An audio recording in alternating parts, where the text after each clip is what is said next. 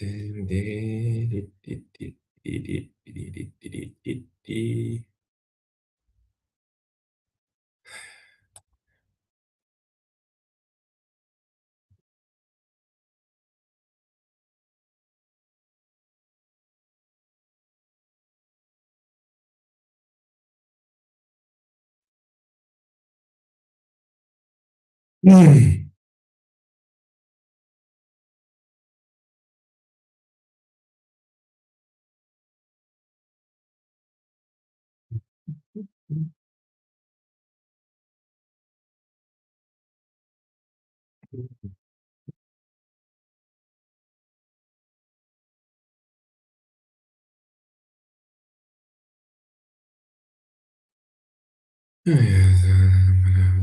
kan dat niet.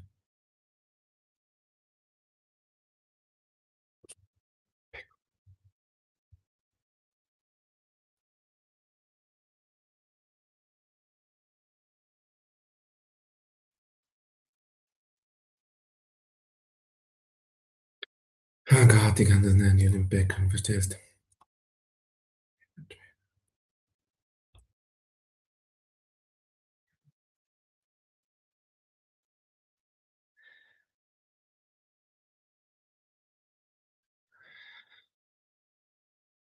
Background.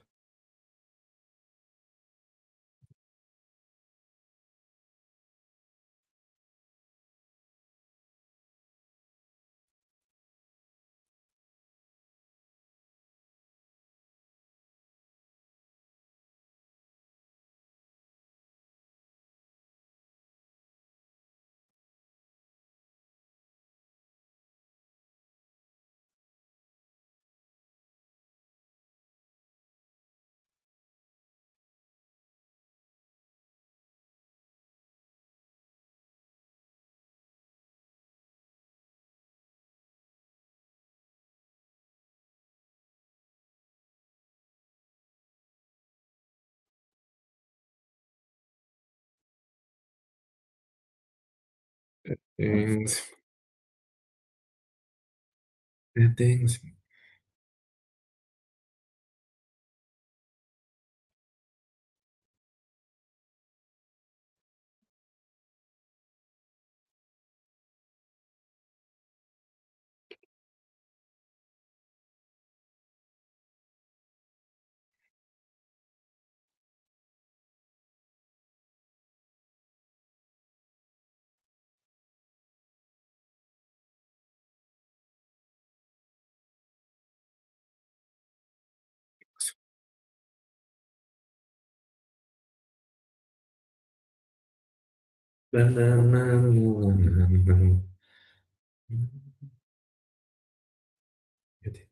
Fuck.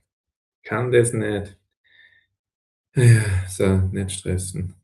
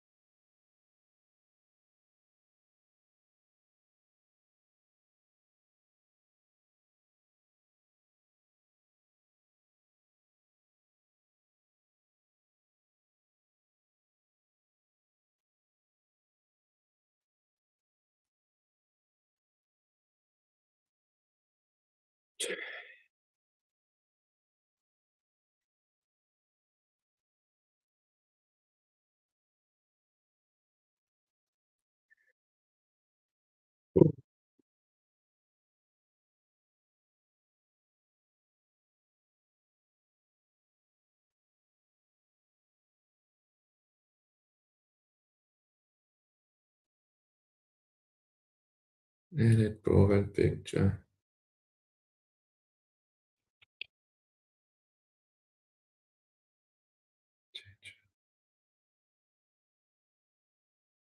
Bam, bam, bam, bam, bam, bam.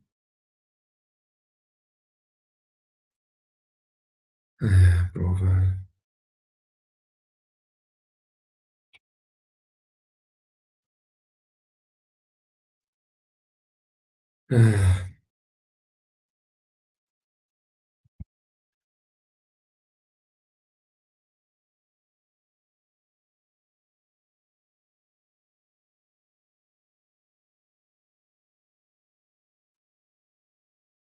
Ah, ich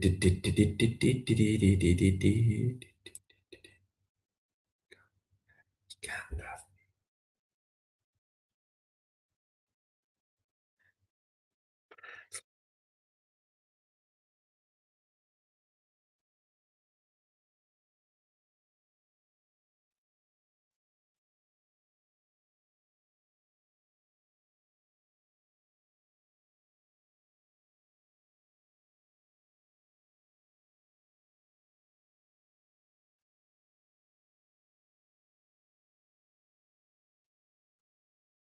Applaus, oh Gott, ich kann das nicht.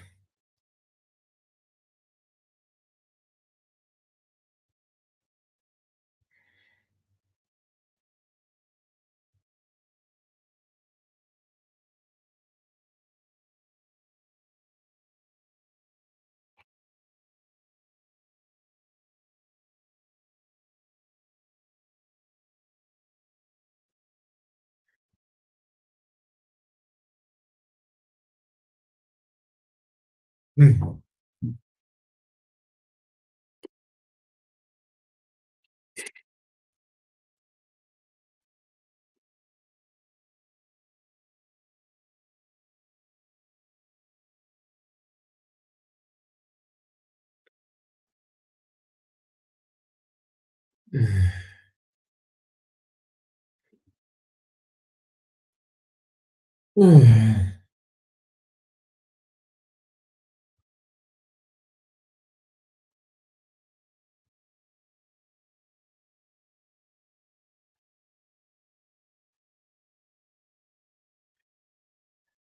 Ich kann das nicht.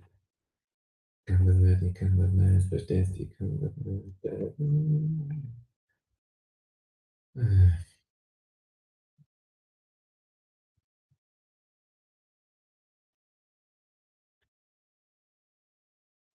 Fuck. Join.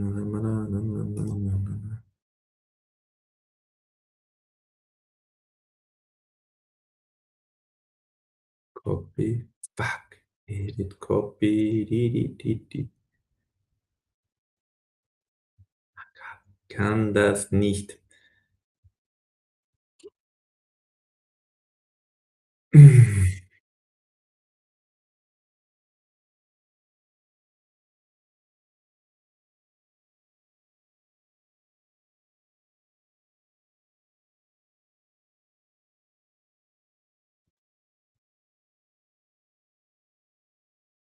Hey, hey, hey. Zoom Meeting.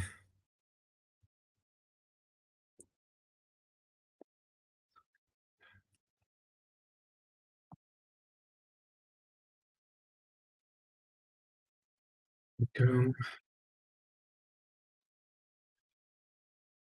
Register here.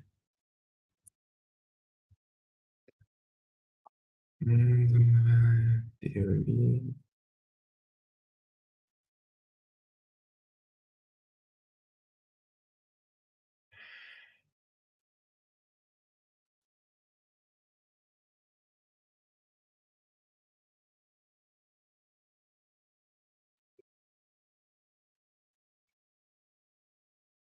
Das ist ja nie.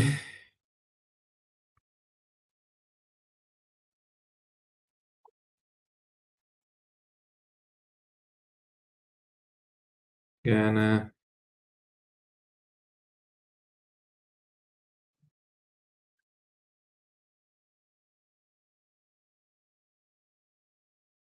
Kinder. So.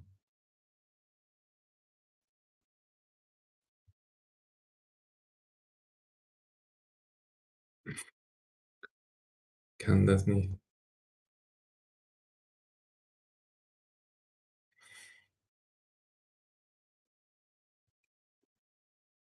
Mhm.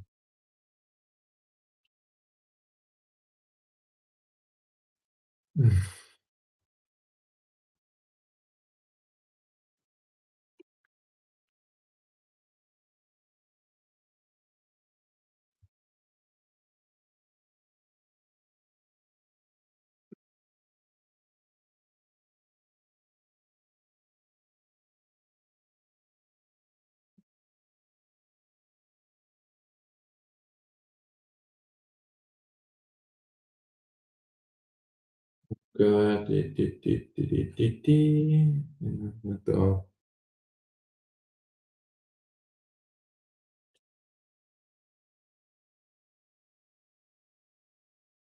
join.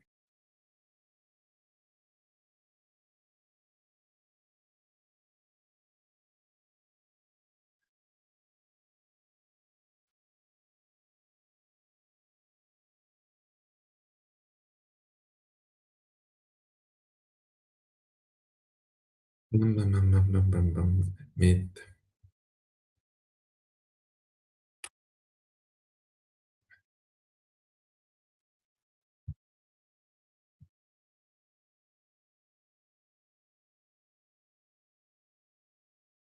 Yes. Äh,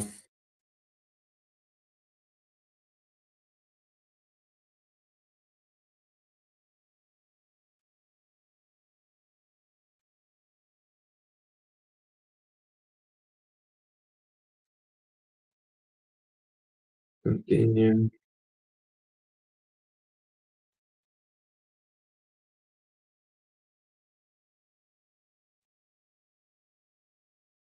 Di, di, di, di, di, di, di, di, di, di, di, di, di, di. Ja.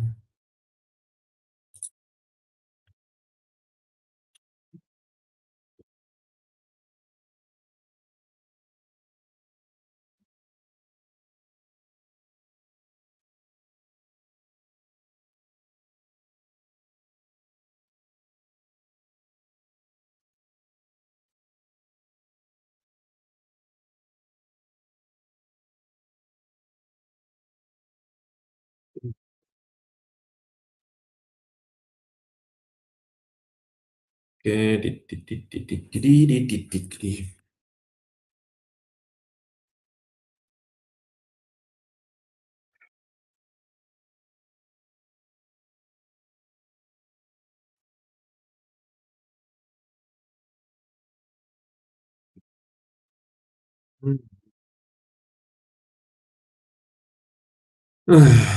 Da.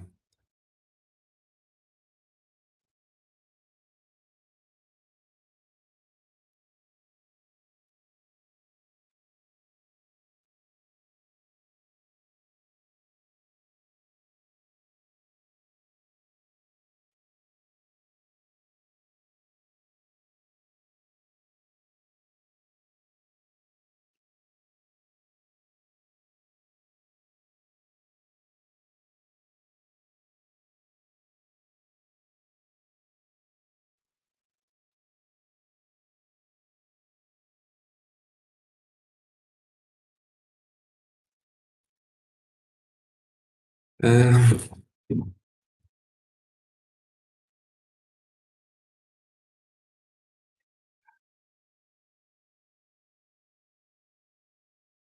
ich kann das nicht. Oh, Grenze, komm mal weg.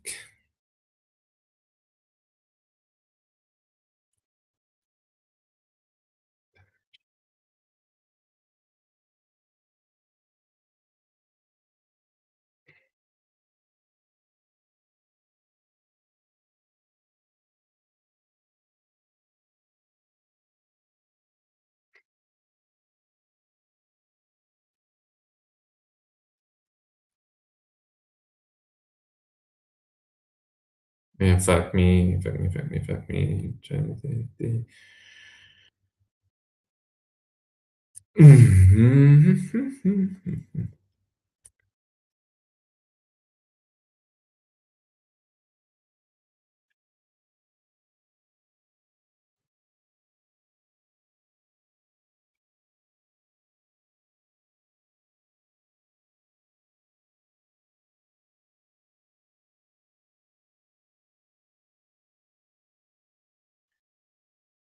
Bum, bum, bum, bum, bum, bum, bum, bum, bum, bum, bum, dun, dun, dun, dun, dun.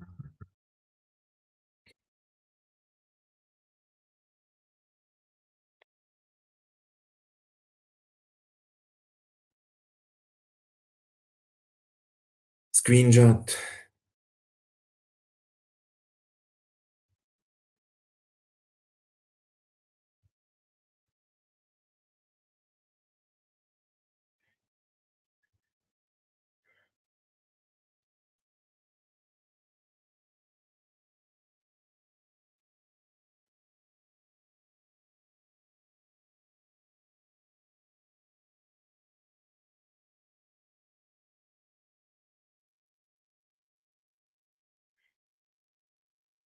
Hello. Hello. 1 second. Hi. I Can can't you hear me? hear. I don't know if it's me or you. I Can you can hear hear me? you. I can hear Okay. you, yes.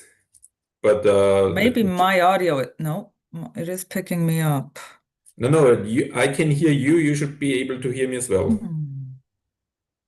At least I have here some audio.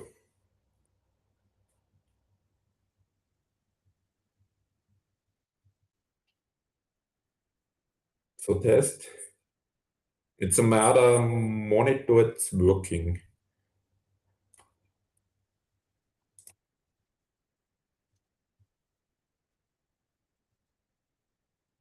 Oh,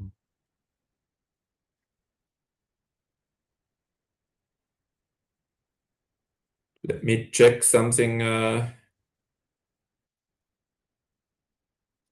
1 second.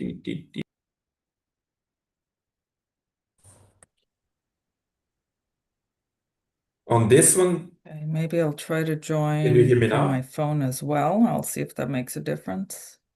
Yeah, it should be working because I have it on a monitor. Maybe.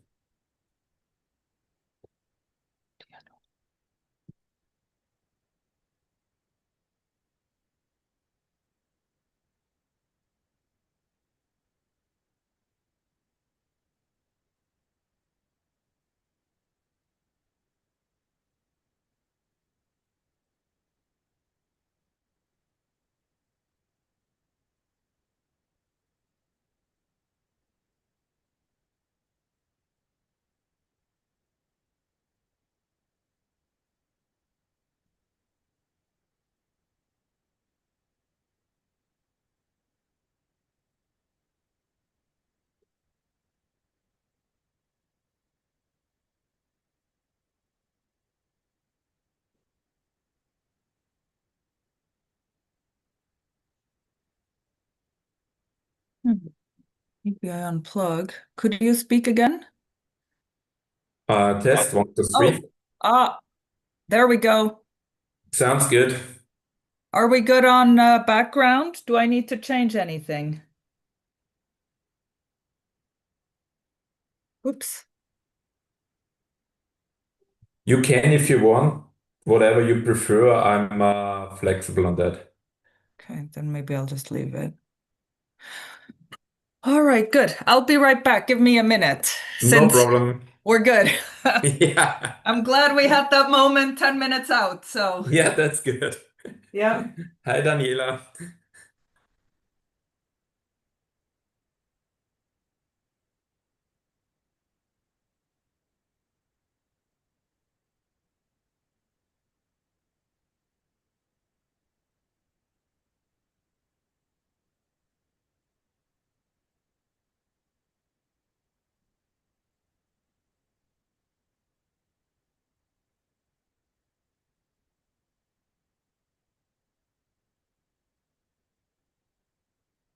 Hi, Sarah. Hi. Hi, I have some noise. 1 second. Hello. Could be there was a little bit noise because we had a sound check on both machines, but it should be fine now. I hope. Perfect. Um, Hi, Mira. Have you managed to put the background maybe so that we all have it? I'm not sure if she's here. Nobody has slides, or? No. It's just the background image. But I don't think she's at the.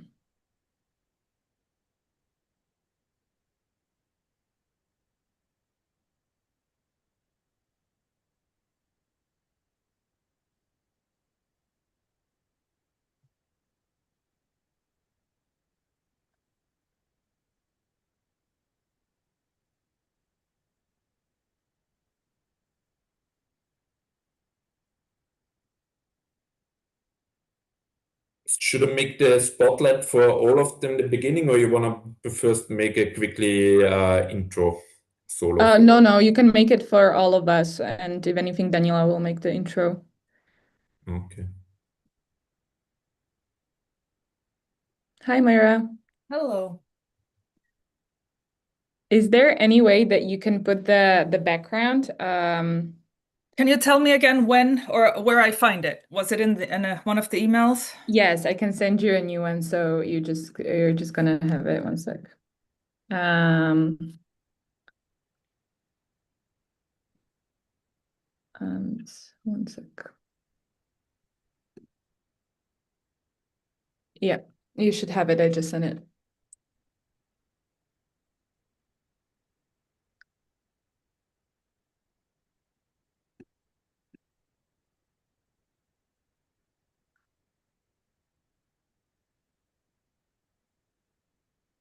Thank you. No worries.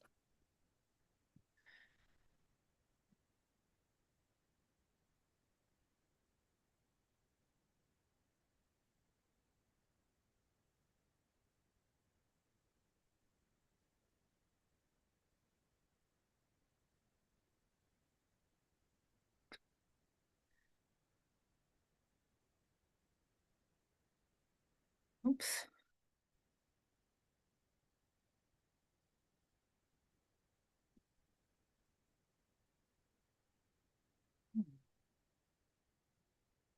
Now that setting I changed, is it in the same place where I do the blur? I thought it was, but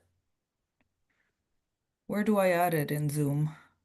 You have it normally if you go to settings, and then you should have under settings, the fourth item is normally background. There you can add and upload the file. And if not, you can, the way I do it is that before I join a meeting, you can set the background. So that's what I did. So you can, if that doesn't work out, you can leave the meeting and then before joining, you just gonna, yeah.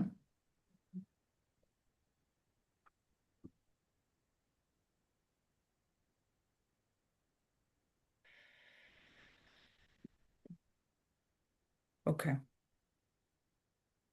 Let me do that.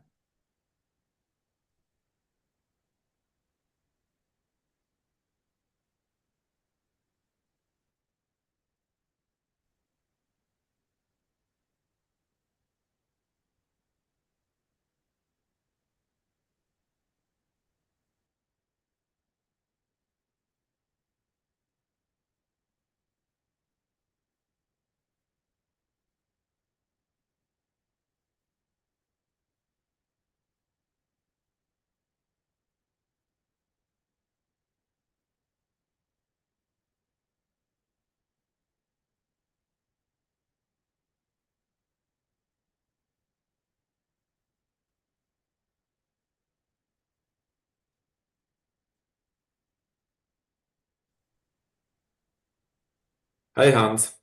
Hello. Hi.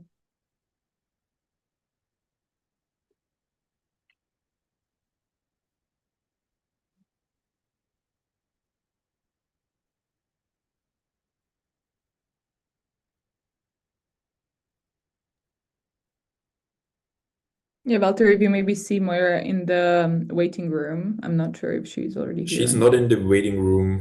Oh, okay. Okay. She's now joining. Okay, perfect.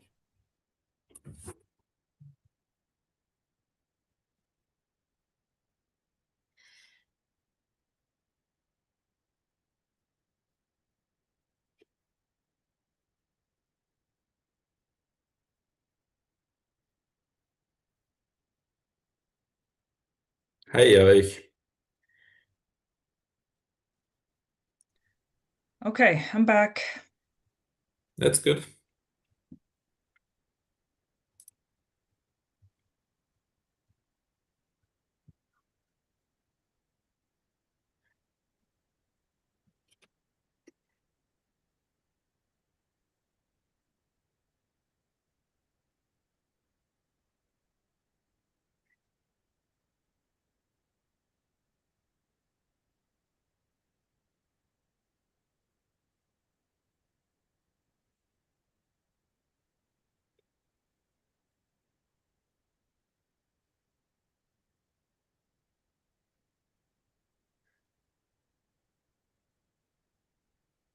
Hallo Sorry. Klaus, hallo Erich. Hallo. Hi, sorry, it crashed for me, so it logged me out and logged me back in, but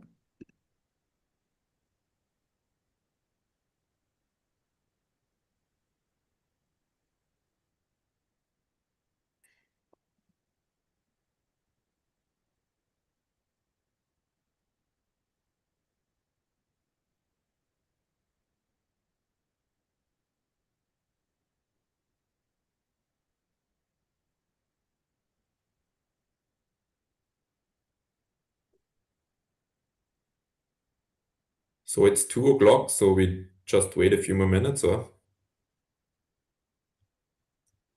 yeah, maybe we can wait like 1, 2 minutes and then we can start.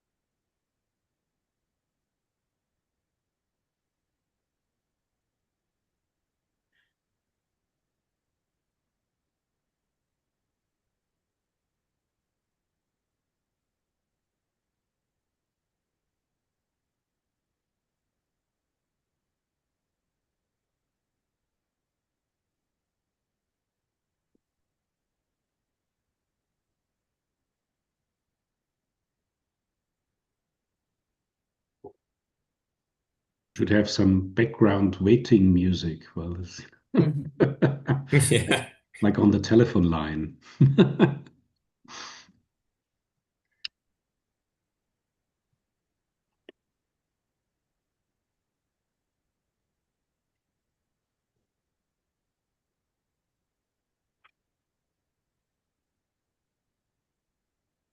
Yeah, maybe let's give it 1 more minute and then we can join because I can still see some people joining.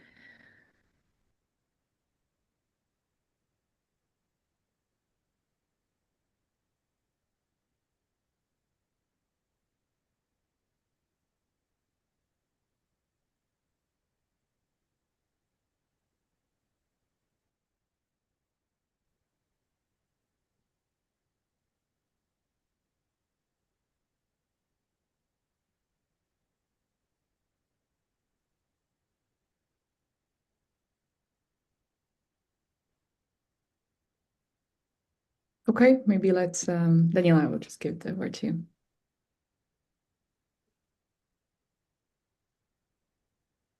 So it's my great pleasure to welcome you here at the third symposium of the UDIT project.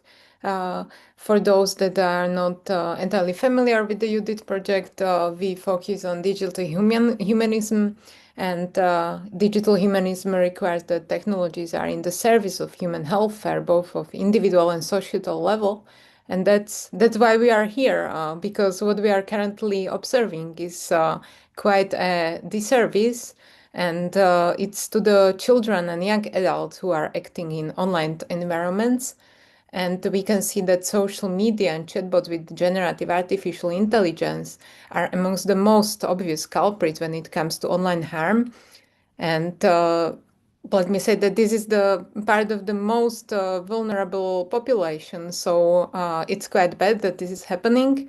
And it seems that everyone hopes that there is some quick fix that we can do some magic trick and solve all these problems. But it seems that matters are far more complicated and that this is not the case.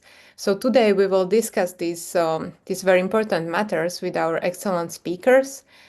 So I welcome here Coral Garcia Dorado, who is the head of disinformation investigations in Maldita, and also Maura Patterson, who is the Global Market Affairs and Community Engagement Director at our collaborator in the UDIT project, IEEE, and our very own Sara Solarova, my colleague at the Kempelan Institute of Intelligent Technologies.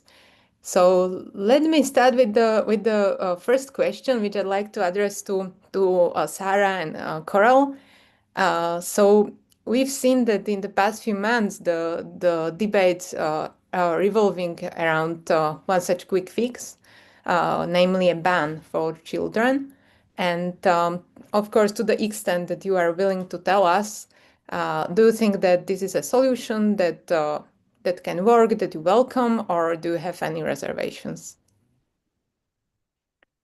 Okay, I can I can start.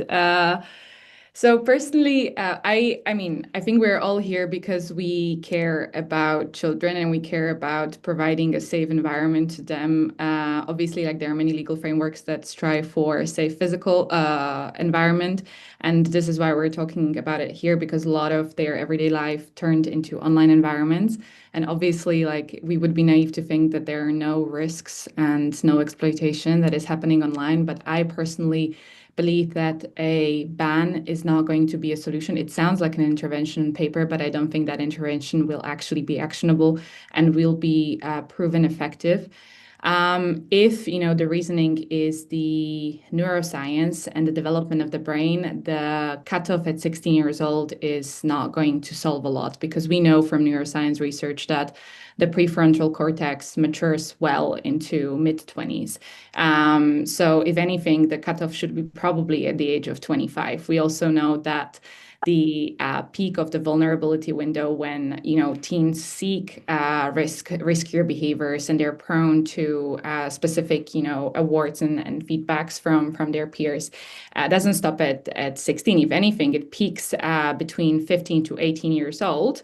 So again, if they log back in at the age of 17 or 18, they're still going to be exposed to a lot of things that are happening online. And neurological change is not gradual, is not binary. So we do not necessarily see a lot of difference between a 15-year-old and 17-year-old to what they're exposed online. And so it kind of comes back to the wider argument of the fact that I do believe that if we push this ban through, the byproduct is that it's going to let platforms off the hook. It's not going to force any meaningful change because they are not going to be forced to change anything. They're just the teens would be off the social media, but we as adults are going to be also exposed to this. The 17-year-olds are going to be exposed to that when they log back in. So I think the push should be towards the platforms to change it. So when I open my TikTok, it should look fundamentally different to when a 12-year-old, a 15-year-old, or 16-year-old opens their TikTok.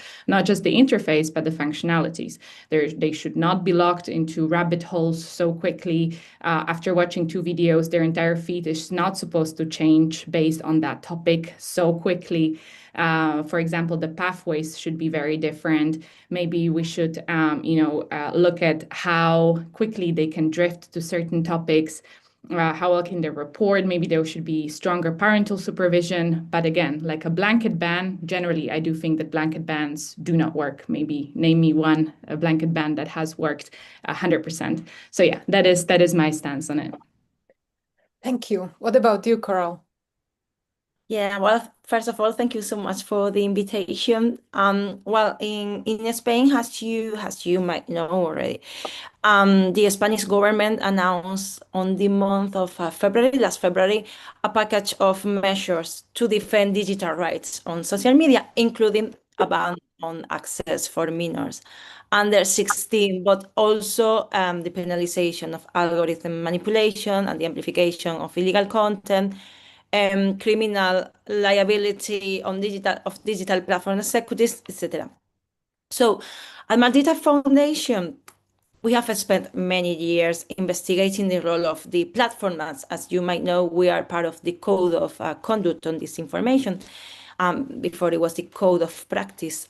So first of all, our position, which is publicly available on our website, is that it's difficult to form a definitive opinion in Spain with the information that we have now, because we don't have a legal text yet. So several of the measures require legislative reforms, and the government has not presented a legal text as I mentioned before.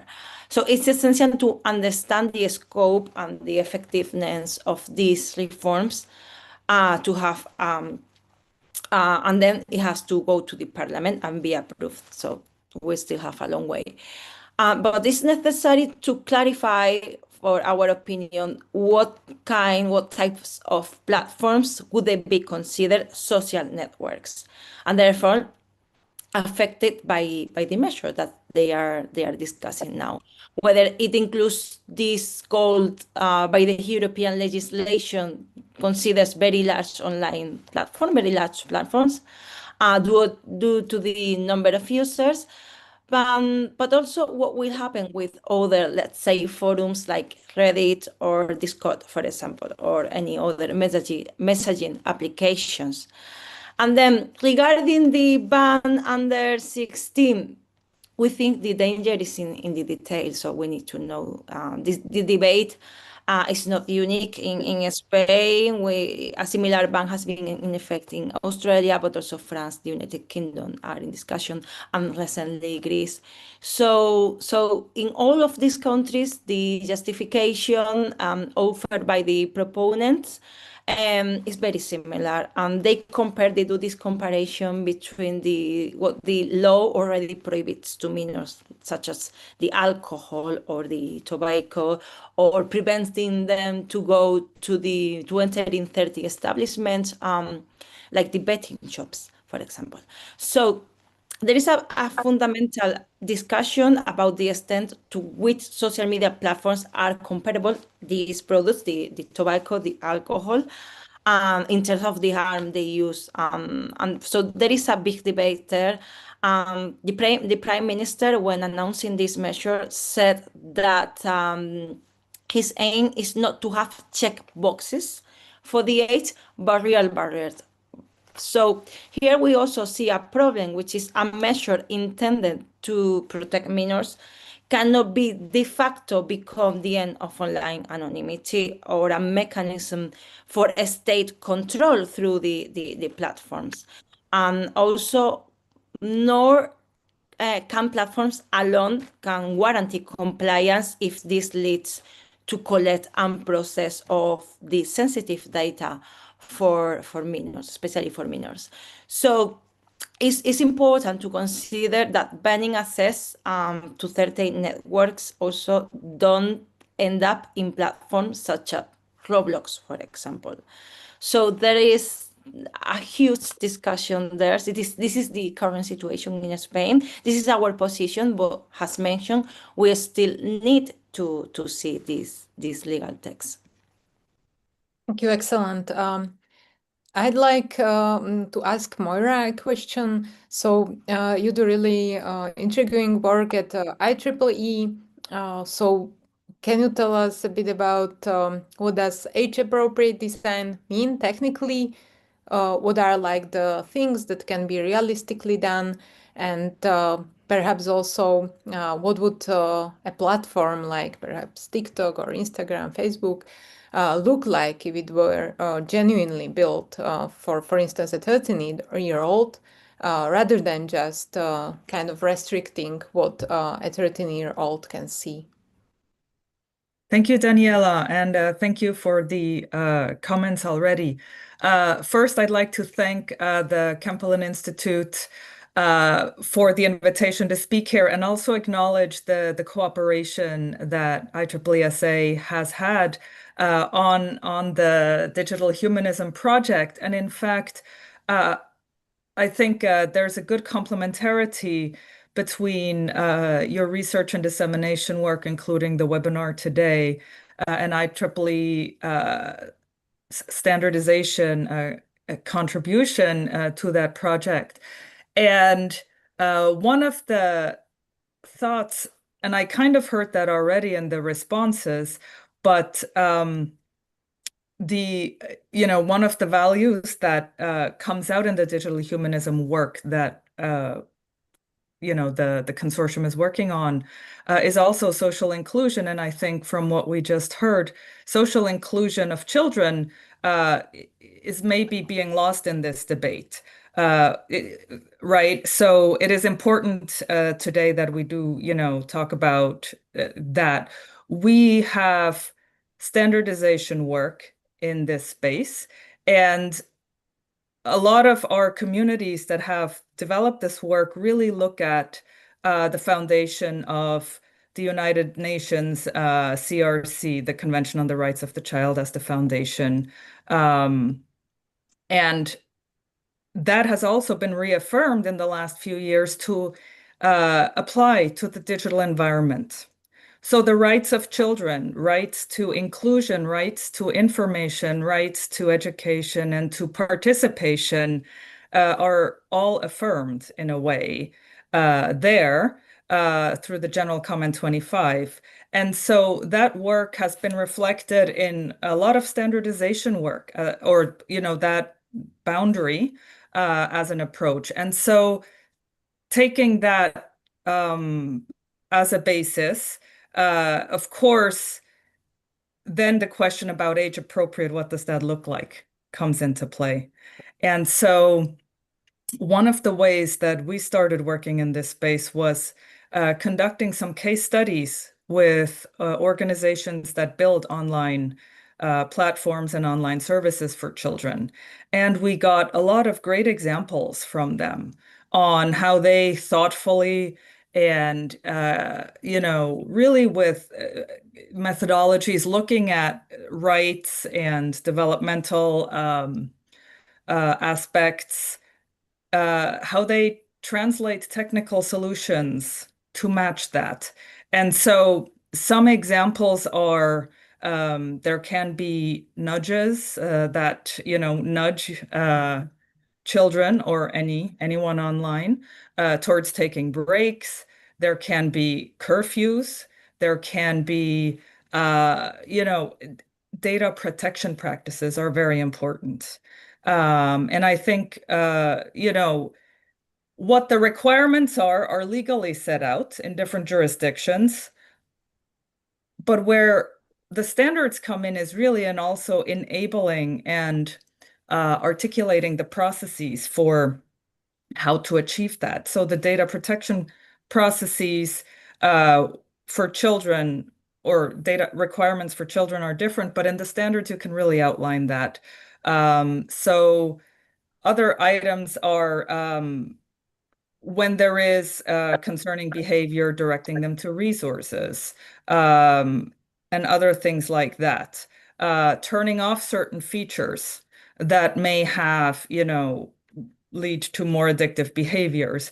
So there's a lot of decisions that can be made at the design stage that should enable, online services for children to be inclusive and have more positive engagement mechanisms. Thank you for this. So you mentioned standards, and my other question would be like, what is the exact role of standards? Because I mean, for some might look like a dry topic, but I understand that they have a very important role to play. So if you can perhaps tell us a bit more about that. Thank you. So standards are part of kind of the broader regulatory ecosystem and also the market ecosystem. Global standards, the way that IEEE and other organizations produce them are, we're considering them soft norms. So they complement the legal infrastructure and the regulatory infrastructure. IEEE is a global organization. We are actually a public charity, and our mission is to advance technology for humanity. So this topic is really very dear to our heart. And our open direct participation process has enabled new communities to come in this space, right? This is the socio-technical space. Traditionally, we have developed more technical standards, but over the last 10 plus years, there has been a recognition that we can't ignore the societal side of things, right? As the emerging technologies are really having such direct and concrete impacts on everyday people and their lives, helping address those through, the standardization process has been very important process to us, and our open direct process has enabled new stakeholders to come in. So in this space of children's rights online, and also, more broadly speaking, the responsible AI and those thematic areas, we have had a lot of new types of stakeholders come in, from children's rights experts or ethics experts from philosophy backgrounds and others. They have not traditionally been part of technical standards development. But bringing them to the table has been critical, just like having medical doctors or experts when you talk about biotechnology or, technology for medical applications. You really need people with the expertise involved. So developing these standards that bridge between the societal interests, the policy levels, and then the market is very important. What we see is that standards can often be developed, are more nimble than regulation. And so having standards that can be applied in the marketplace is very important. So when the experts, both from the market, but also from regulatory sides and with societal expertise come together, you really get that uh, middle, sweet point, so to speak. Because they can also be updated on an as-need basis as technology evolves. So that is an important aspect. And so having these standards available, they can be referenced in regulation when needed. They can serve private industry as a proactive tool to design things in a manner that has a broad consensus, right? You bring the experts together with different backgrounds. They develop these standards and they provide repeatable and clear processes for these design decisions. The decisions will still be applied contextually. There are different legal requirements, different societal considerations, but having standards that help organizations make the right design decisions within that context is very helpful and can serve as the basis for really overall creating these common goals that people are working towards of age-appropriate design. How do you take the different age ranges into consideration when you're designing? Which experts do you as a company need in the room when you're developing it? What safeguards do you need to build in? And those are decisions that in the end the people developing a service will have to make, but this gives them kind of the recipe for doing that. And then on the back end, there also are certifications around that can be helpful in having a demonstration of having done this, right? So at times we need assurances, or people want to know it's not just someone claiming they did something, but can you verify it? So there are other aspects such as certification that you can follow where you can have a third party evaluate and, demonstrate how you followed age appropriate, design processes. And that can be very helpful as well. Thank you. That's very interesting to hear, and I'm personally also very glad because at Kinit we really like these two features. I mean, to do these matters in interdisciplinary manner, because it seems that in topics like AI and digital technologies, it's crucial to have experts from very different fields. And also, I think you stress a very important topic that it's crucial to look into these matters in design, not just to look at the damage that was done after it was done, because then it's already too late. So it's great to take this prospective perspective and think of these issues beforehand.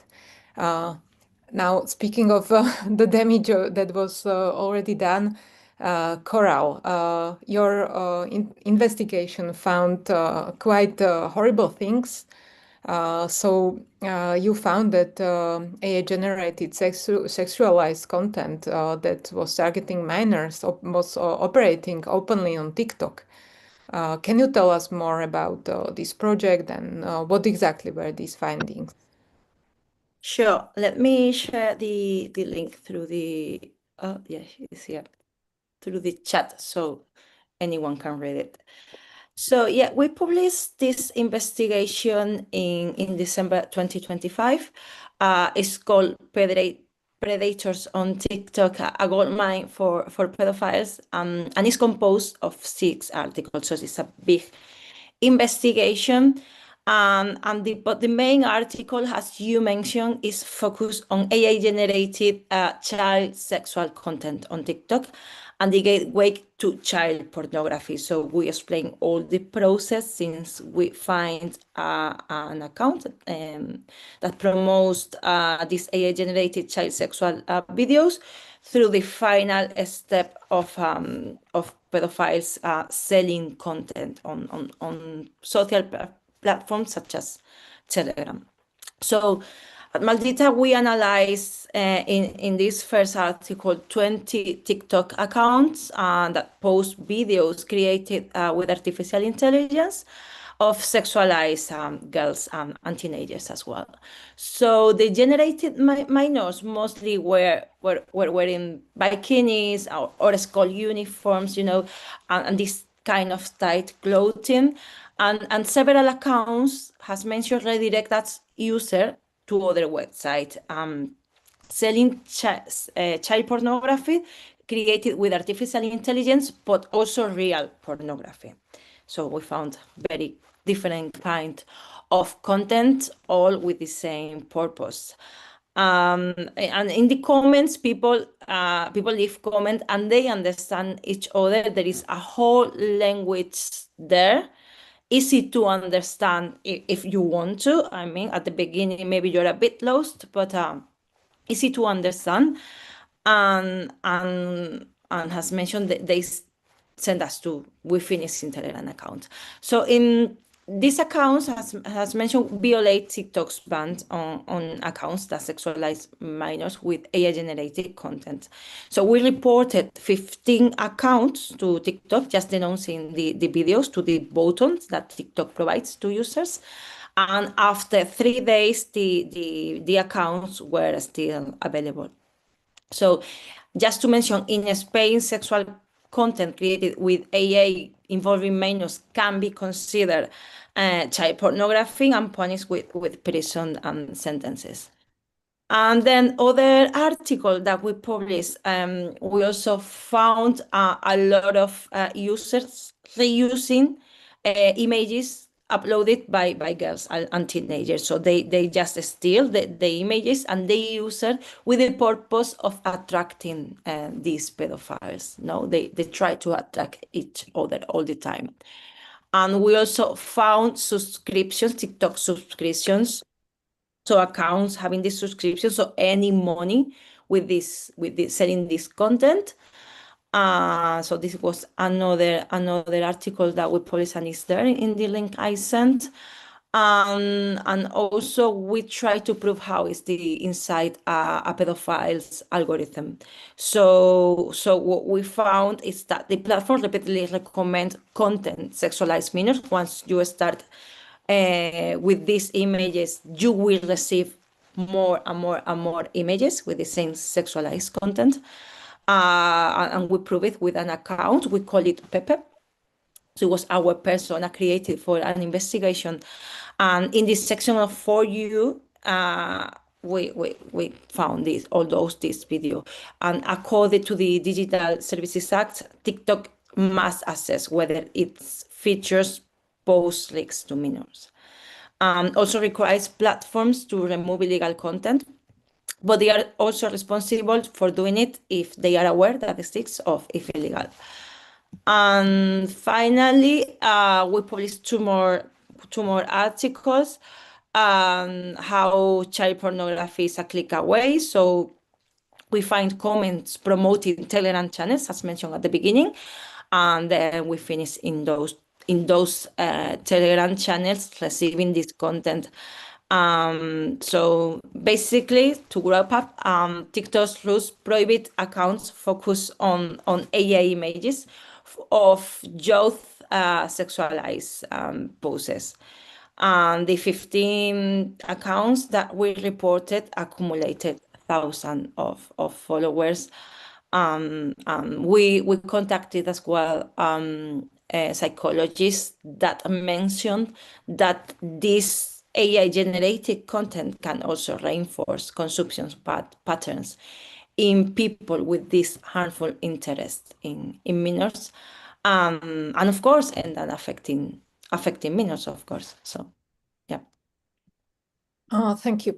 So I mean that's it's terrifying, and perhaps for us it would be interesting to know a bit about like who you approached, in what order perhaps, and like who you trusted that they would do something about these findings.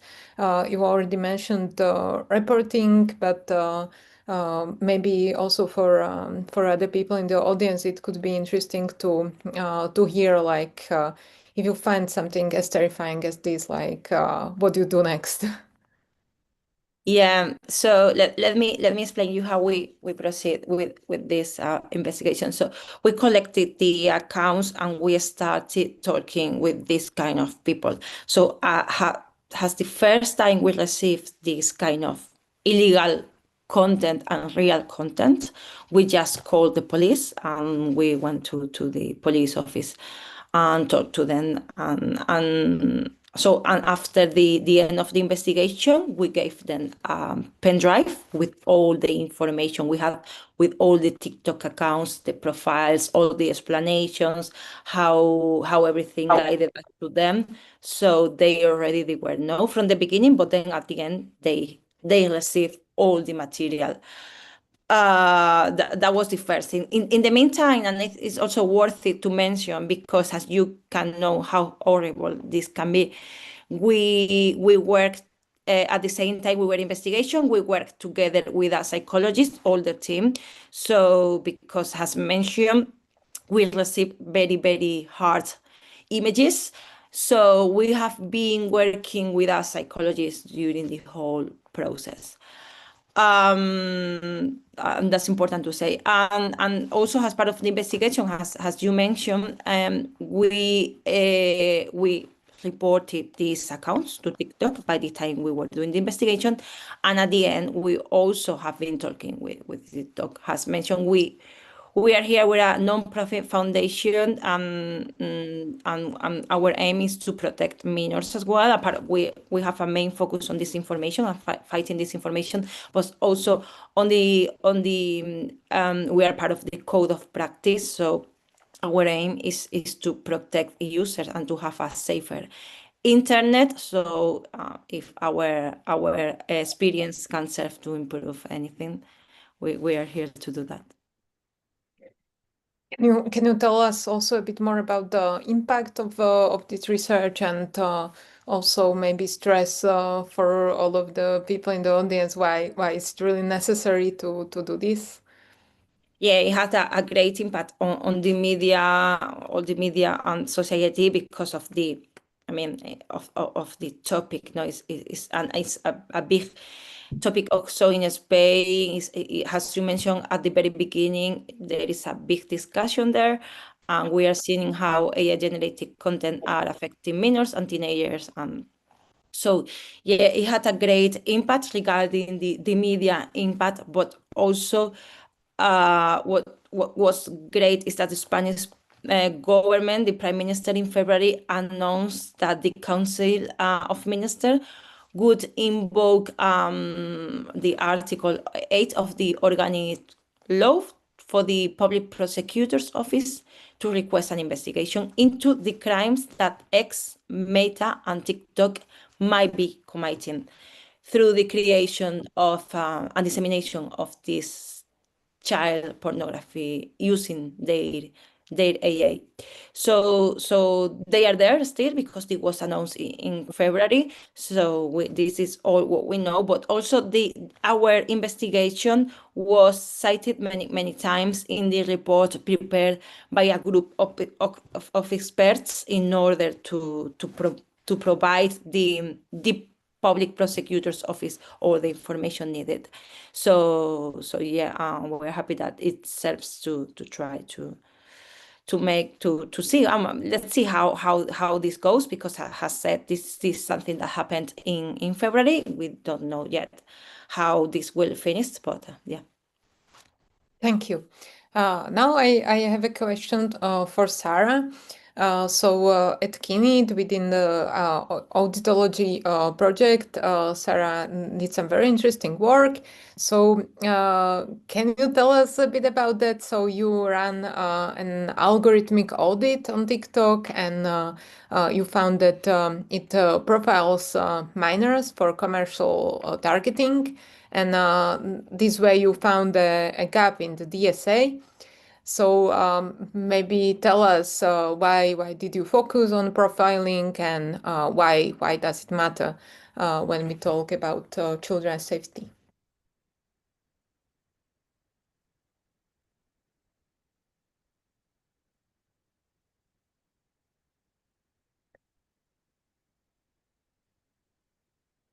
Yeah, we lost Sarah for a bit. Sorry for that.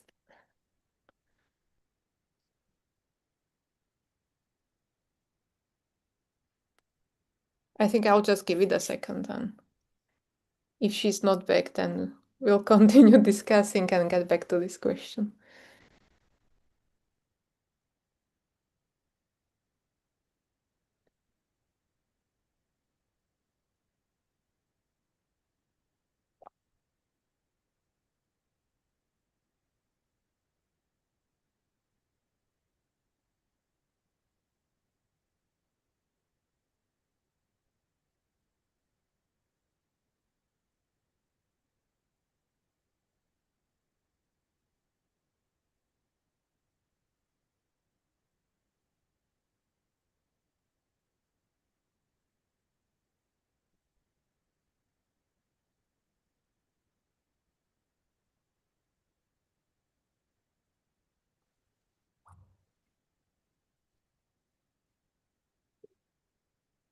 Maybe we continue because she's still logging in with another device. It's weird because she's actually in the same building than I am, so our internet connection should be similar. But yeah. Oh, so she's not in the waiting room yet? She's not there, and she sent the message that she is trying to connect, and you should continue. Okay. All right. So I think that we'll just get back to this auditology topic after we manage to get Sarah back. And there's another issue. I mean, a bit broader topic I wanted to discuss with you. So now I also want to ask this question to Sarah, but now perhaps Moira can answer me. So the thing is that we see these online harms, but they are not limited to social media. So it's much broader issue. And one of the obvious examples where we have this trouble is with chatbots, with generative artificial intelligence. So they are increasingly human-like. They are coming with faces, personalities, voices. They are gaining them. They are being built by this way. So the question is whether it's acceptable to deliberately design human-like elements, and especially when we know that these products are aimed also at children. So isn't it that we are engineering some attachment problems, addictive design, and also social isolation, mental health problems we then struggle to solve? So do you have any insights on these matters, Moira? So yeah, and this topic is, I think, very high visibility now because we are seeing a lot of activity and people really starting to use and engage with these services. When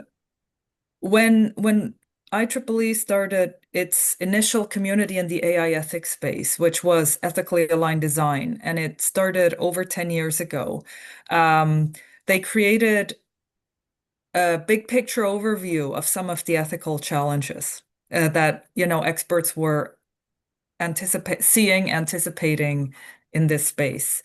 And one of the chapters that was in the early versions, there were 2 early versions released for public review and feedback, and there were hundreds of comments received from around the world.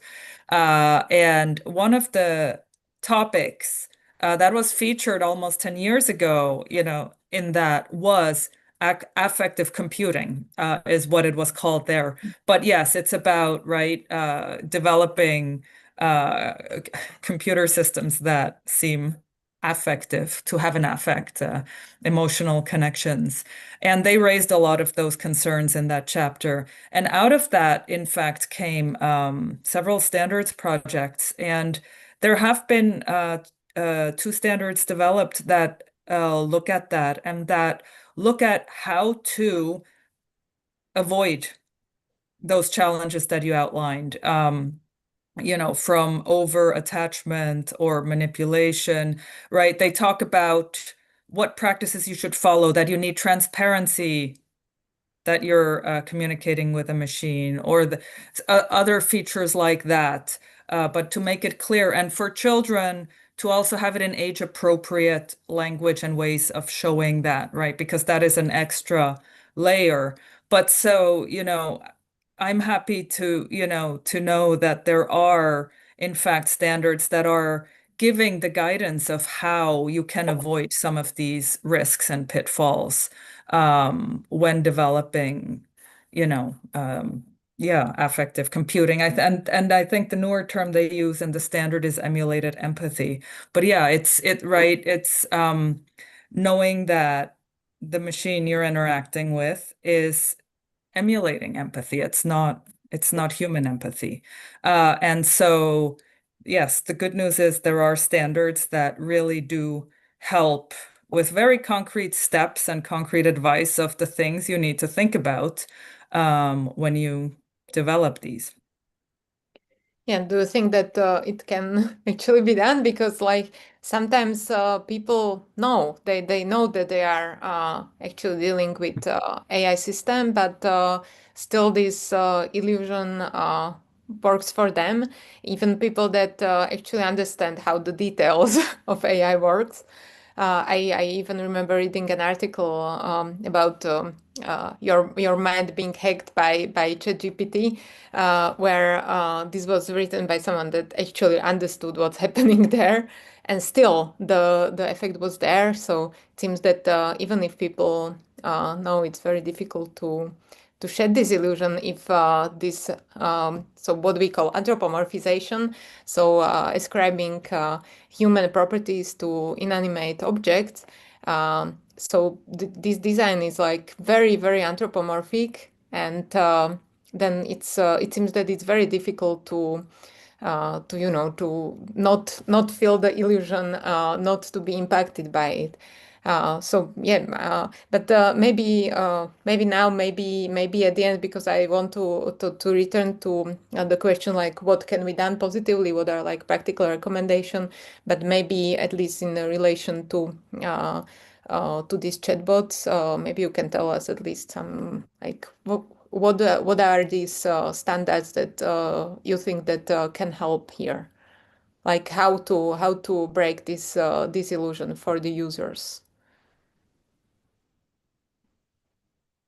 Yeah, well, so I think it's all the different features that come with that and kind of making the right design choices, right? In certain environments, something being realistic may have a different impact than in other environments, right? So some of it is context dependent, but having really the guidance on the decisions that need to be made, depending on context, depending on age appropriateness, depending on, the use case. I think the decisions may be different, but yeah, so there's, the IEEE 7014 standards, 7014 and 14.1, look at this emulated empathy topic area and give guidance on, how to approach those topics.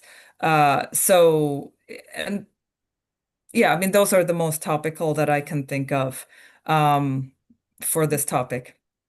Yeah, but in any case, let me just say that I think it's very impressive that you foreseen these issues already 10 years ago. That's I think that's very interesting. Yeah. Sarah, so perhaps you can answer this question. I'm not sure whether I think you have not heard most of it, but so we're talking about the questions of chatbots and basically that this question of online harm is not related just to social media, but it's it's a broader issue. So Yes, can you hear me now?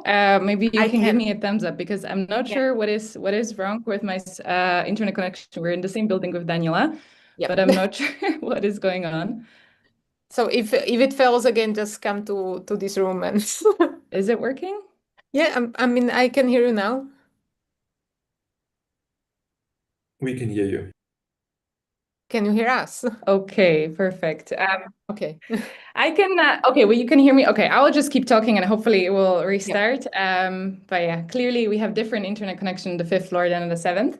But okay, I will just, yeah, about our research. So at Kaplan Institute of Intelligent Technologies in the project AI Auditology, we also examined what is happening on TikTok with minors, but specifically to commercial content.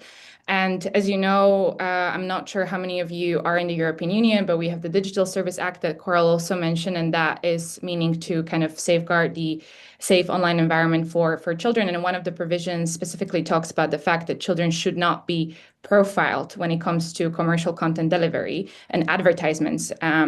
But we found out many things. One of it was that the definition of an advertisement is quite narrow, and it covers only the cases where a brand pays the platform to disseminate content. But as you know, the advertisement is not just that. It's not when a big brand pays TikTok to disseminate some sort of content. Now, in an advertisement, I mean, as we understand it, is also, influencers promoting specific brands, specific products, specific services, or even brands themselves without paying the platform promoting their own, products.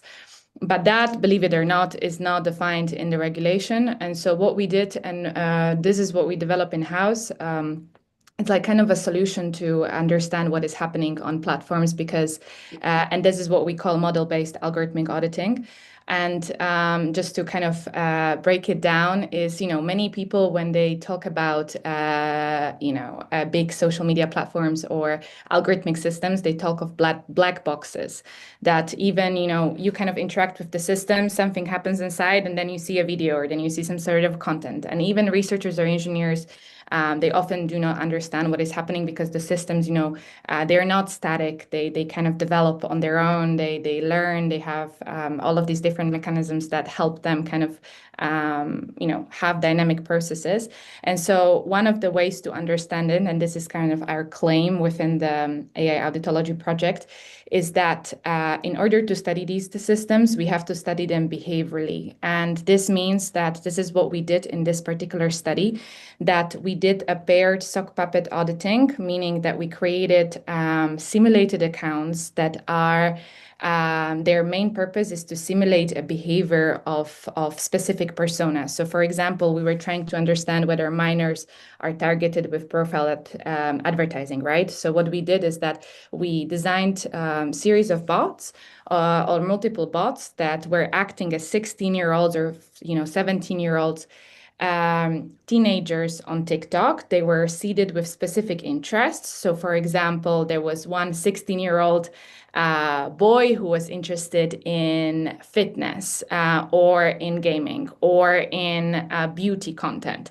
And so we had a training process with them where we tried to seed them, and then they were, kind of released onto the platform. And for 10 days, 1 hour a day, they were trying to collect content. And so what we found out is that TikTok was formally compliant with the obligations, meaning that if we just looked at formal advertising, so for example, I don't know, IKEA paying TikTok to, promote their newest service or newest product or newest table or whatever, then TikTok would be fine, meaning that they only personalize advertisements to adults, but not to minors. Great. But then, the kind of the bottom of the iceberg was all the other commercial content. And now the problem was that some influencers marked it correctly, that there was like a little box at the very end saying paid partnership or promotional content. You might sometimes see it on your Instagram or TikTok.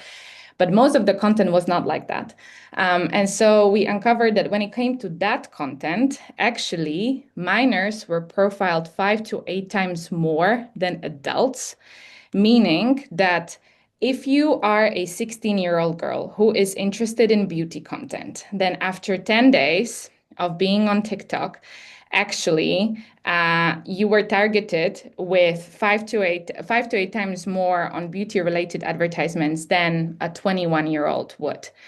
And that is problematic because that is exactly the type of content that you kind of, sometimes a 16-year-old, when they see their favorite influencer who say is also 17 or 16 and is promoting that type of content, it's hard for them to understand if it's like entertainment or genuine reviews or an advertisement, and there is a commercial need. But again, the point is that similarly to what Coral was saying, right, that TikTok was not really taking down the report already reported accounts that they reported on more serious topic that, just advertisements, what we did. But we also saw that most of that, even though we knew, like our vision model recognized or labeled those uncategorized videos as commercial content because there was clearly like a discount code or I don't know, something like that. TikTok didn't add those labels there. They didn't correct it. They didn't even take it down. We're not saying take it down, but we're saying maybe correct it, so that people know that they're interacting with an ad. Because, I don't know, when you were growing up, for example, right, and you were watching TV, and then there was this 5-minute break when there were just advertisements. So you clearly knew, okay, those are advertisements. Still, as a child, you cannot really defend against them the same way that adults do. But you are able to recognize that this is the slot for advertisements. But when you're just scrolling TikTok or Instagram Reels or YouTube Shorts or whatever, you do not know that because sometimes they're really, sophisticatedly put there. You don't even know it's an advertisement because it's just a funny video, right? Or it's your favorite influencer that you normally watch for funny content, and somehow he's promoting a specific product. And so this is kind of what we uncovered, but this is just one of the many use cases that the algorithmic auditing can do because it can clearly show that what is happening on that platform longitudinally, meaning we can run this for a longer time. We can have these bots simulate our behavior, like our traits, and we can see, for example, similarly, we can see the sexualized content, we can see the harmful pathways, the radicalization pathways. This was just commercial content, right? But this is what kind of we are focused on to, and to bring accountability to the platforms as well, because they can say, we formally comply, right? We are not doing anything wrong. So there is nothing for us to change. But with these types of, work that we do here at Kinit, we can hold them accountable because we're going to show, no, that's not true. When it comes to a 16-year-old bot, this is what you showed, this is what you were, this is how you were drifting him away to a specific, filter bubble, or this is the type of content he was bombarded with after 10 days. Do you think that's normal? Do you think that this is what minors should see after 10 days on TikTok? We don't think so. And this is what you have to change. And I think it comes back to what Moira was saying, and also what Cora was saying, that this is how we can do these standards, because this is the empirical evidence that we can provide, and then we can again push those platforms to differentiate between what the platform should look like for a minor and what it should look like for, I don't know, a 30-year-old. So yeah. Can you tell us a bit more about this accountability issue? So how can auditing help us to hold platforms more accountable? Because I mean, it seems that they're kind of like trying to pretend that it's not their problem, that they are complying with what they need to comply with. So yeah, tell us a bit more about it, please. Yeah. I mean, and I think it kind of also comes back to the interdisciplinarity, right? Because if this was just like engineering paper or engineering project, yeah, great. Like we can prove that we can do something like that, but it's not going to result in a policy change. So this is interesting when like people from social science come in as well, because you can make policy recommendations. So holding them accountable, meaning, okay, proving something that happens on a representative sample, showing having enough data, maybe not just a little bit, because they can always, hit you with, oh yeah, but you examined only, I don't know, 20 videos, right? But if you have like thousands of videos and over longer time, you can actually push back and say, no, we have enough data to understand what is happening. So this is where the accountability comes in, because then you can draft a policy change. Obviously, you can talk to stakeholders or like to decision makers at the European level, or maybe beyond at the supranational level. And for some change in legislation, of course, we know that that takes some time, especially the European mechanisms and the processes are quite robust, but also lengthy. But it can create enough awareness for the platforms to actually put some safeguards in place. Because if you prove, like, for example, what multi-that is, right? If you prove that there is a lot of predatory content online and it's actually targeting children, and you show this in your investigation, if we prove that you may not profile children with formal advertisements, but you profile the hell out of them when it comes to undisclosed commercial content, then they can make these design tweaks there. Because in our other studies that my colleagues did within Kinet, they actually show that there are certain topics that override other content on TikTok. Like, for example, they did this drifting study. And of course, if you're interested, you can just send us an email and we can send you the articles. They're really interesting. And they kind of show that, for example, cooking it must have been a design choice within TikTok, because it overrode all of the other content after some time. So if a person was interested in cooking and say, I don't know, in dogs, then cooking would override everything. So that's a design choice. Same with vaccination content, which is quite interesting as well, that apparently somebody inside TikTok decided that, all right, we're not going to show pro-vax or anti-vax content to people, even if they show interest. And we are not, so our audit actually showed that. So, and this is, again, back with them, with accountability. You can do it with some topics because we proved that. So maybe you can do it with other ones because we also proved that it is happening. So I think this is where it comes in, but it's a joint effort, right? Of engineers, of researchers, of people from ethical fields, people from law, social science, etc. And it's also like a pushback to regulators that can push back then on them, and also to maybe bring people from the platforms as well, because I don't want to believe that they're evil, and I don't want to believe that this is their incentive. So I think there should be some people that are interested in changing that. Yeah, let's hope they are. Yeah, that was very interesting. And since we also want to have a generous time for open discussion from the audience, I think that I'd like to conclude now the debate with the last question from me. And yeah, we've heard already very interesting practical steps, practical recommendations from you, but And also I don't hope that we will find like a bulletproof recipe for like how to design these platforms and perhaps also chatbots to keep children safe. But if you have like what do you think that would work? What are like practical recommendations you think that the steps that should be taken to make children more safe in these online environments? So that's a question I'd like to ask all of you in whatever order. So please tell me about it. Okay, I can go first. So going back to our to the Spanish government announcement and our position, what we propose, what recommendation we have here. First of all, economic responsibility for platforms. So because the measures, the mention that they proposed, kind of criminal prosecution. But for us, in our experience, what has worked best is increasing the financial and asset liability of these platforms. So because the owner of a platform is not gonna come to Spain to testify, but they can have a thriving business in Spain, and that can be subject to fines. So we believe at Maldita, we believe that this is an economic damage that can truly bring about change. And although the European legislation is already includes the possibility of very substantial fines for similar infractions, so Spain can make progress in this area, we think. Apart from that, we think that adapting existing law to technological changes is crucial as well.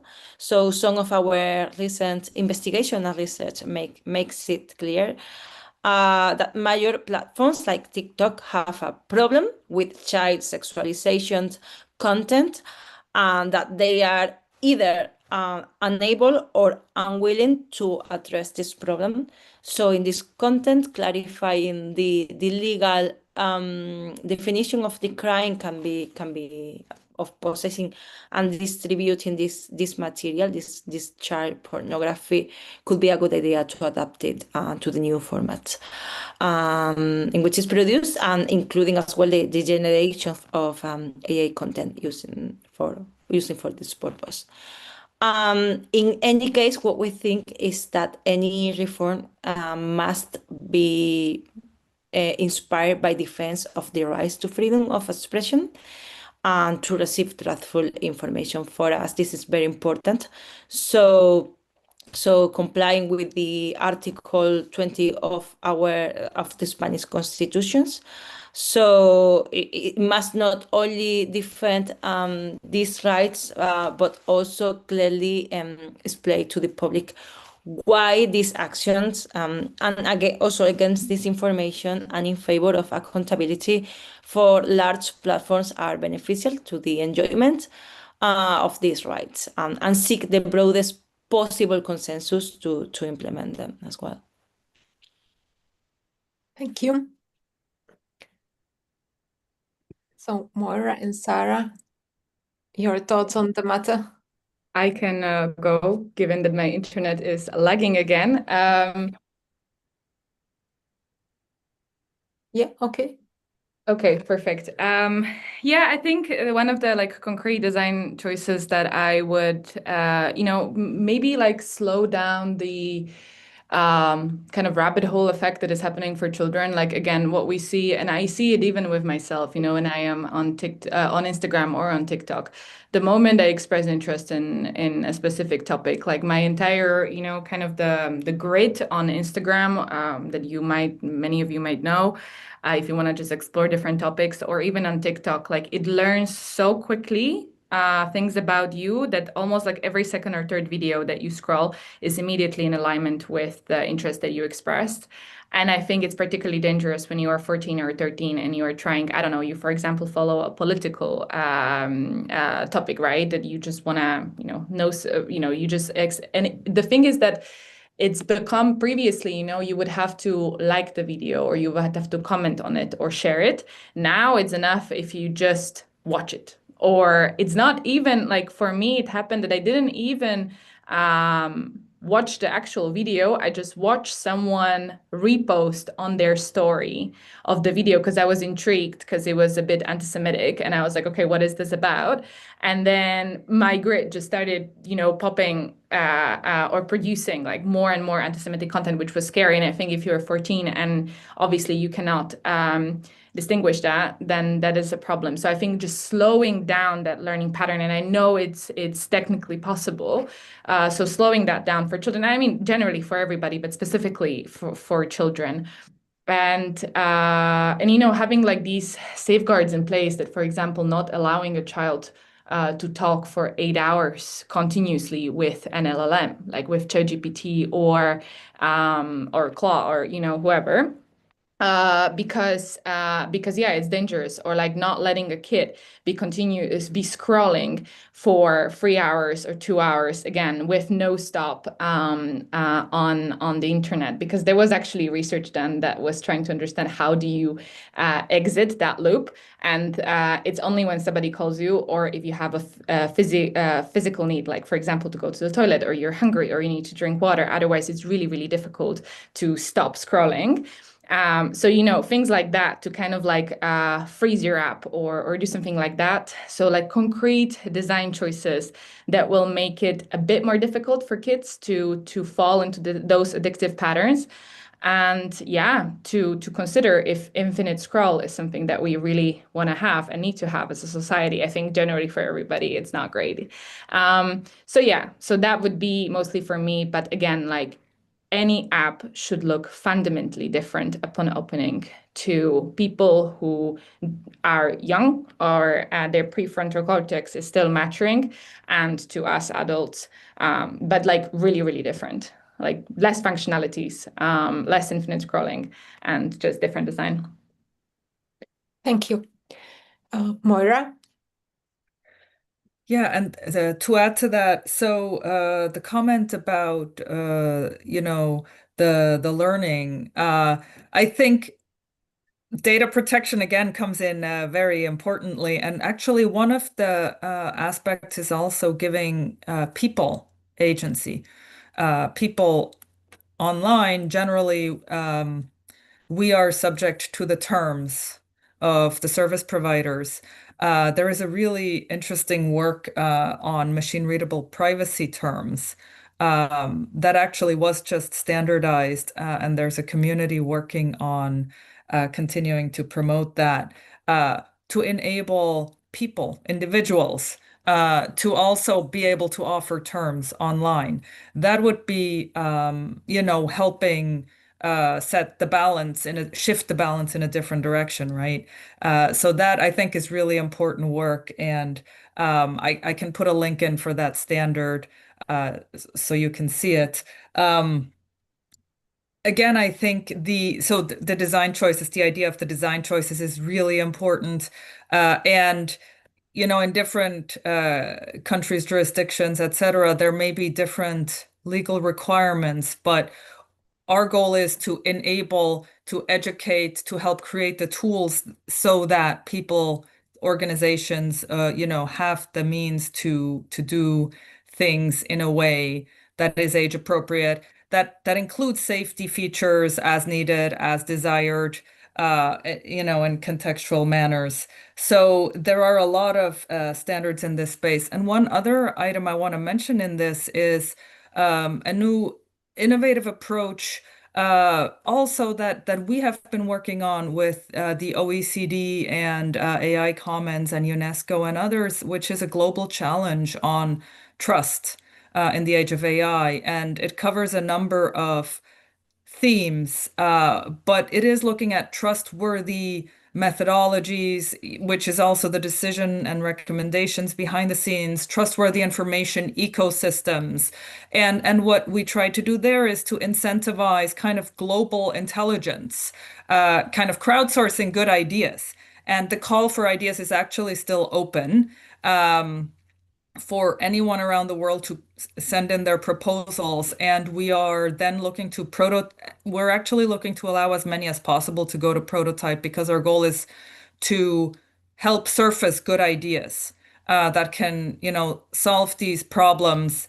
And by surfacing these ideas and matching them, giving them access to some resources, from, standards to compute to other items that can help them prototype, we just want to get more ideas to that point of being able to get closer to implementation and showing readiness to be able to help with creating and implementing trust online.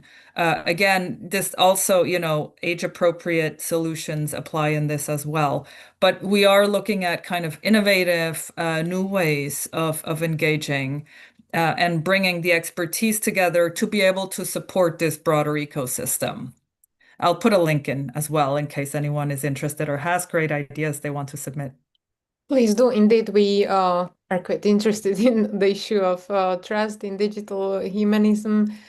We also have a collab on this topic, so it's something close to us.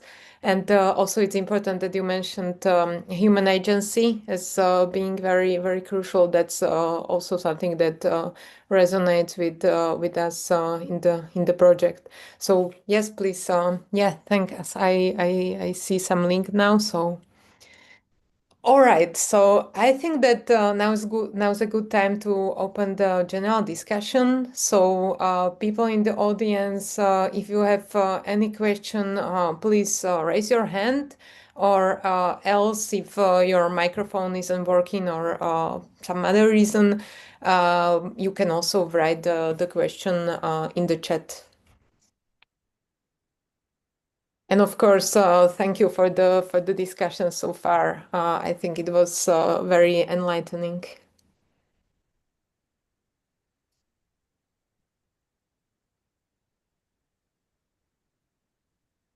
I think Eric has a raised hand. Okay, it's a bit bright. I didn't see. Yeah. Sorry. Eric, Thank you very much. Thanks for the interesting discussions and the many topics that were addressed. I think quite differently from what I expected. Also, I have one question, which is, I think, both practical and philosophical. One of the challenges, I believe, that when we are discussing these things with children and adolescents is that some of the things that we have been studying, for example, in AI ethics, don't necessarily apply. So one example would be autonomy. You know, autonomy is one of those basic principles that all AI ethicists always call for. But the truth of the matter is that it only partially should be applied to children, because we know that they are not fully autonomous. They also rely on us. And in their process of growing up, this changes. And one of the challenges I believe that we are facing here is that we are faced with a transient situation where it's necessary also to expose children sometimes to problematic things, to the dangers, if you like, you know. And so this is why I'm very skeptical of complete bans. But on the other hand, you also cannot just put it all out there. So I think this is one of the challenges, both philosophically and technically, that we really at this point don't have a very good understanding of how to do this, how to navigate between being a helicopter parent, controlling everything, and letting everything loose. I'd be interested in your views about this. Thank you.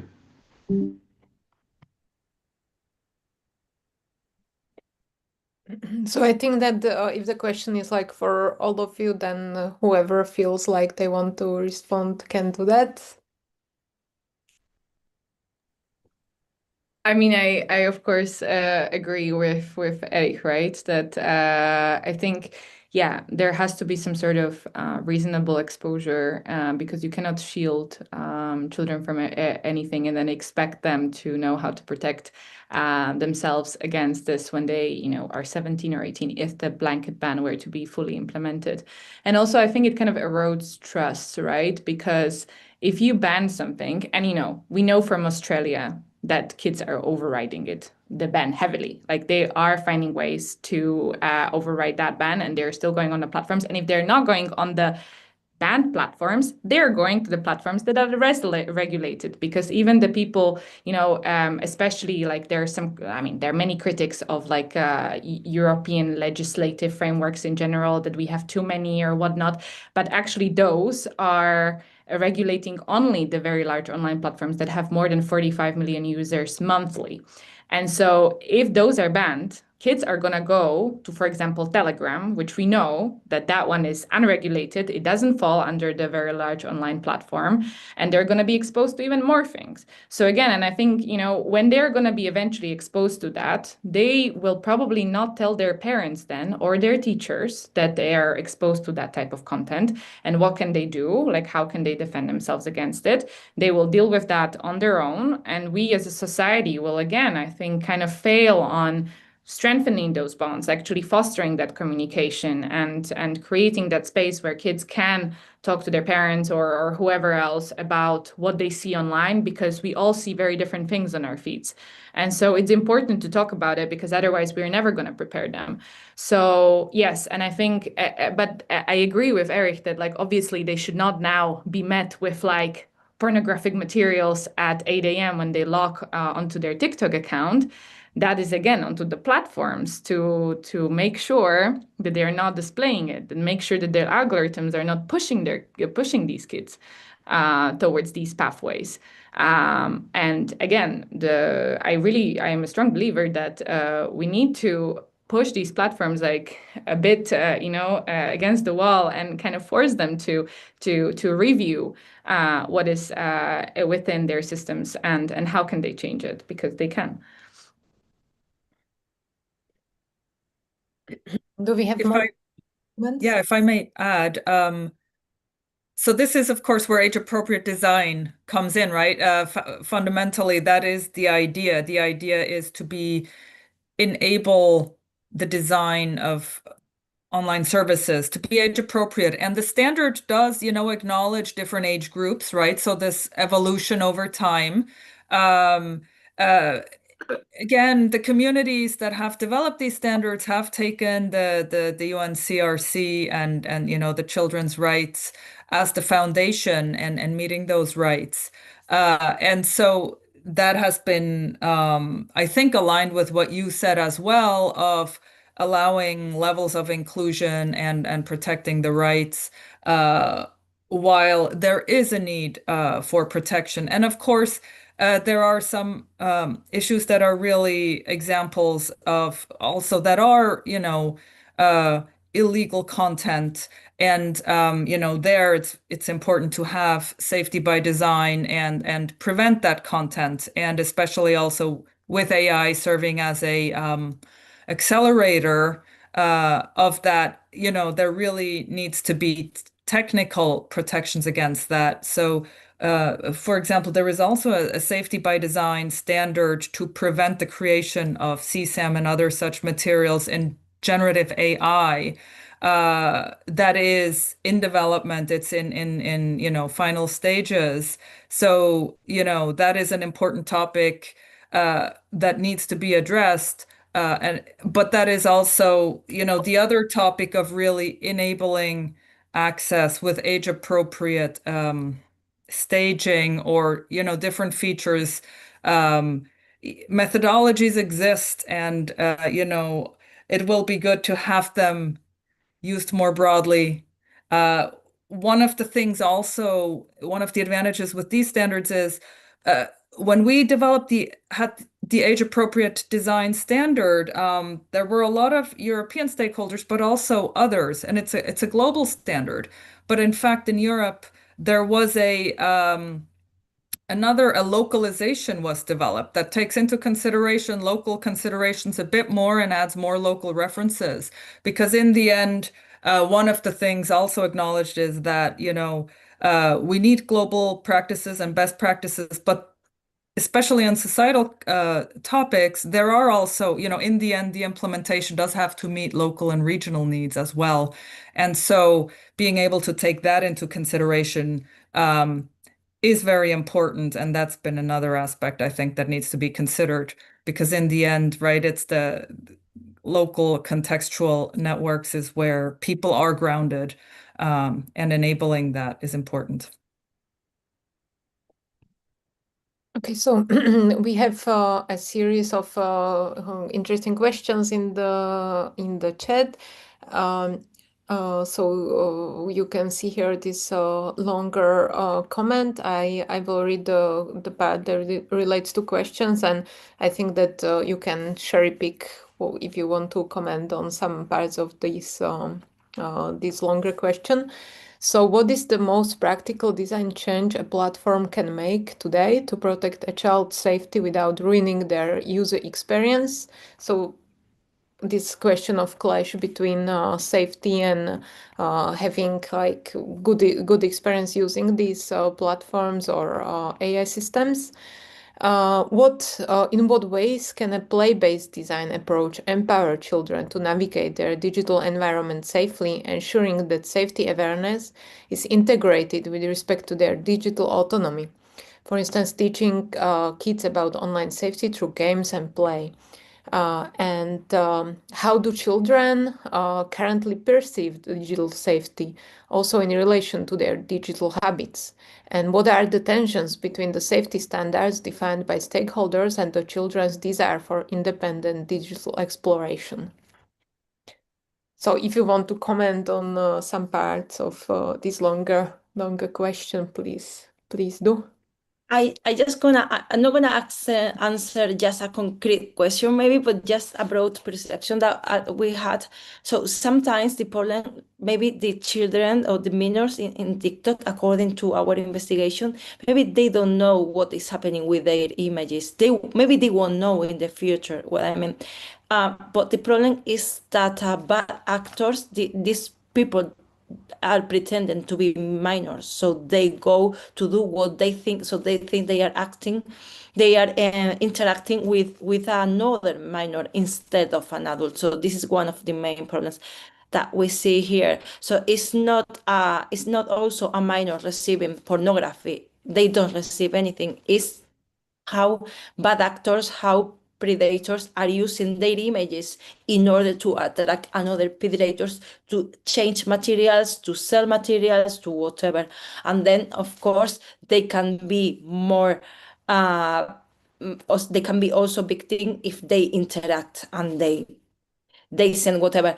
But so there are many ways in which they are being minors, and maybe most of the times they never know that they are being victims. So yeah.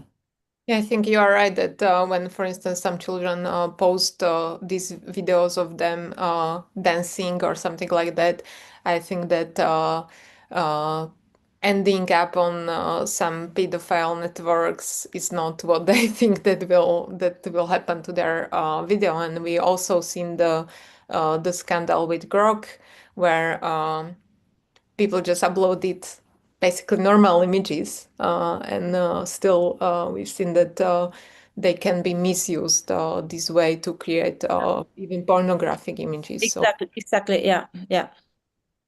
I can maybe take the last sub question and maybe leave the first one to Moira, because I think she's most equipped to answer that. But the last one, yeah, it's difficult to.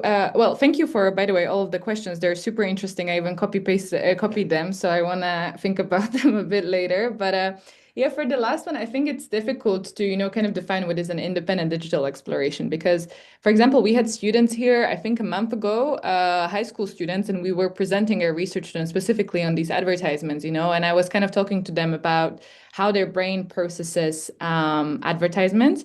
And there is this, from food advertising, there is this decades of research, right? And it's called like persuasive knowledge model. And it says that in order for you, simply put, in order for you to resist an advertisement, you have to, one, recognize that what you're seeing as an advertisement, and two, recognize the persuasive intent. And for kids, especially when they're like 14, 15, 16, they actually, because there are certain parts of your brain that is still they're still developing, that forces you to process advertisements through lower neurological pathways, which results in you perceiving the ad with positive feelings. So we as an adults, because our brain is fully developed, if you are older than 25, then we actually process it through different pathways that arise negative feelings. The moment we see an ad, we're actually like, oh, this is like the kind of reaction that our brain produces. But with children who are like 14 and 15, it's very different. And so when I explained that to them, they were like, oh, okay, really? We didn't know this. This is how we react. And then they start thinking about it. They're like, oh yeah, actually. And I was like, this is not your fault. Everybody went through it, right? Our brain is developing this way. And then they start like, oh, maybe we should not be exposed to this, because then maybe I will be more like prone to buy this and buy that. And then I was like, yeah, this is I think this is exactly what's happening, right? Because if you're exposed to that, you might as well, end up being swayed to one side or to the other when it comes to, I don't know, some product, services, whatever that you might not need.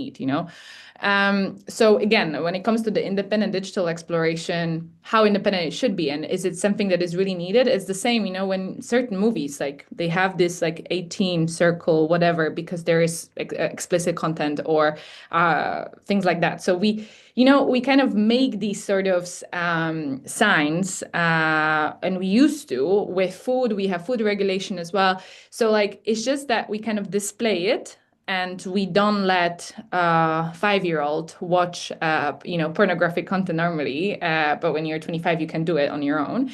So this is exactly like the type of thing that, I don't know if children really need independent digital exploration, not supervised one. So that's my answer to the question. Yes, maybe. I mean, what complicates it is that if they like don't have any sort of digital exploration, then at the point when they suddenly have this option, then it might be that they are not kind of ready to, recognize, because it's like the experience can make it that you are able to recognize this. But if this experience is not there, then perhaps it's more difficult to build the habit to recognize things like these hidden forms of advertisement on social media. Then when you see a code, discount code for some product, then you immediately know, like, this is an advertisement. But if this exploration is not there, then perhaps this can be more difficult to learn. But yeah, that's just a thought. So if you want to answer some other parts of the question, I think this also this idea of games and using games to teach children about child safety online, that's an interesting thought. Well, yep. One of the items I wanted to answer was just, and I don't want to talk about one feature necessarily, but what can be done.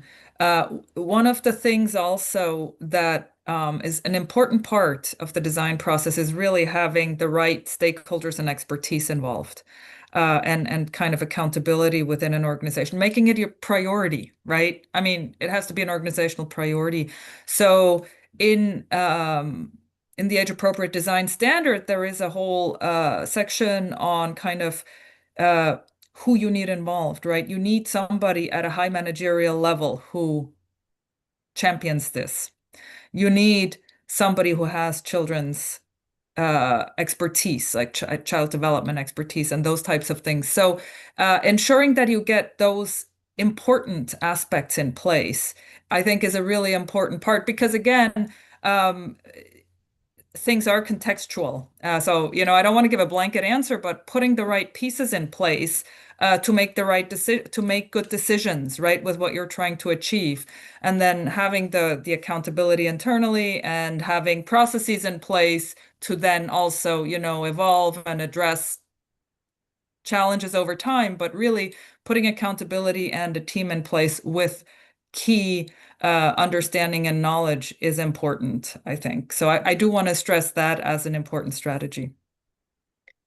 Thank you.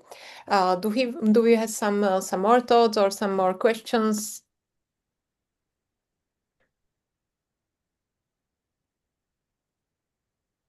Yes, absolutely. There's a question in the chat whether this person can reach to you. I guess that, yeah. Yeah, we can just send our, I will just send my email in the chat if anyone wants to reach out or know about our work. Happy to.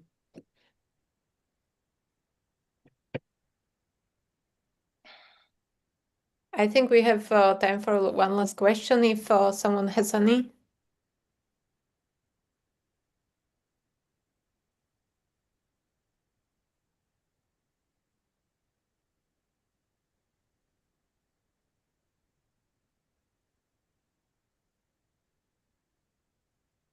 I don't see any raised hands, so I think that we can conclude. We're almost perfectly on time, so thank you. I think it was very interesting debating with you today, and thanks to the speakers, thanks to the audience, and take care. Thank you very Thank much you. for coming. Thank you so much for the invitation. Thank you. Have a nice day. Bye. Take care. Bye-bye. Bye.